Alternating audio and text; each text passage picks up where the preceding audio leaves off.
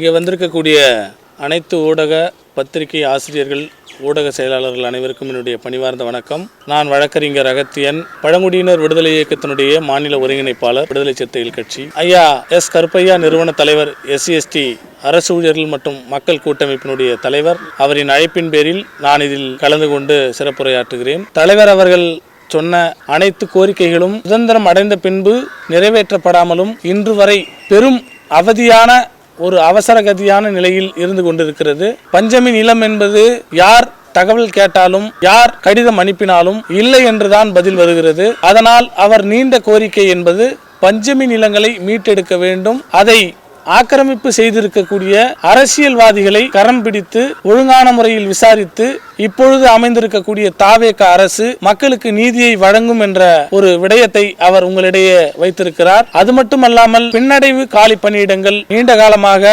இன்னும் நிறைவேற்றப்படாமல் இருக்கிறது. Out sourcing பணியில் பல கோளாறுகள் உள்ளது என அரசு தெரிவித்துள்ளது.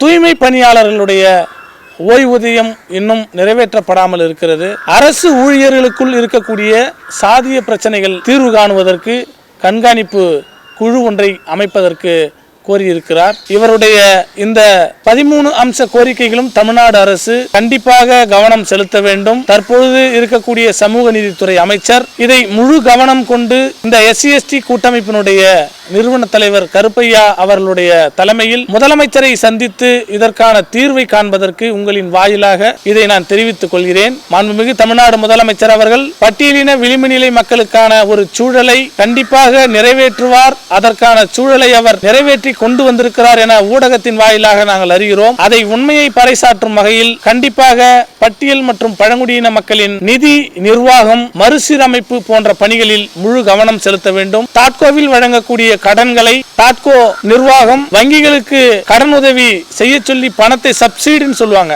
அதை அனுப்பியும் கூட வங்கி நிர்வாகிகள் நிராகரிக்கிறார்கள். அது போன்ற செயல்கள் இந்த அரசு அனுமதிக்க கூடாது. படித்த இளைஞர்களாக இருந்தாலும் 18 வயதை நிரம்பிய இளைஞர்களாக இருந்தாலும் அவர்கள் தாட்கோ நிர்வாகத்தின் மூலம் கொடுக்கக்கூடிய நிதியின் கடனுதவியிலே தொழில் வளர்ச்சியை பெற வேண்டும் என்பதே ஒரு முக்கிய அம்சம்.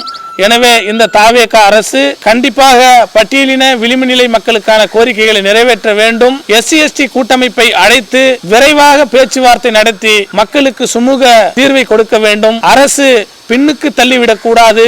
கடந்த ஆட்சியில் நடந்த கனிமவள கொள்ளை போல் இந்த ஆட்சியிலும் நடந்துவிடக்கூடாது என்பதை உங்களின் வாயிலாக நான் தெரிவித்துக் கொள்கிறேன். ஏனென்றால் கனிமம் சுரண்டப்படுகிறது, கல்வி பணங்கள் நிறுத்தப்படுகிறது என்றது போல ஐயா கருப்பையா அவர்கள் வைத்திருக்கக்கூடிய பல்வேறு கோரிக்கைகள் கண்டிப்பாக ஒவ்வொன்றும் முத்தானவை. முதலமைச்சர் அவர்களுடைய பார்வைக்கு இதை கொண்டு செல்ல வேண்டும். அவர் அழைத்து 13 அம்ச கோரிக்கைகளையும் பரிசீலனை செய்து வெற்றி பெற செய்ய வேண்டும் என்று கேட்டுக்கொண்டு பழங்குடியினர் விடுதலை இயக்கத்தின் சார்பில் உங்கள் அனைவருக்கும் என்னுடைய பணிவார்ந்த வணக்கத்தையும் நன்றியும் தெரிவித்துக் கொள்கிறேன்.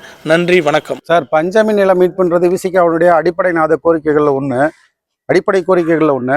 இன்று வன்னியரசு அவர்கள் அமைச்சராக இருக்கும் பொழுது அதை மீட்டெடுப்பதில் உறுதியாக இருப்பாரா, இல்லை மற்ற திராவிட கட்சிகள் செயல்பட்டது போலயே பட்டமிடாமல் போயிடுவீங்களா? கடந்து வன்னியரசு மீட்டெடுப்பாரா என்பதை நாங்கள் கேள்வியாக வைக்கவில்லை.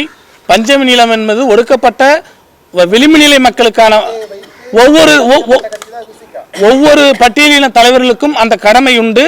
வன்னியரசும் அதை நிறைவேற்றுவார் என நாங்கள் நம்புகிறோம். இது போன்ற செய்திகளை தொடர்ந்து பெற நம்ம வேர்ல்ட் பிரின்ஸ் சேனலை மறக்காம சப்ஸ்கிரைப் அண்ட் ஃபாலோ செய்து கொள்ளுங்கள்.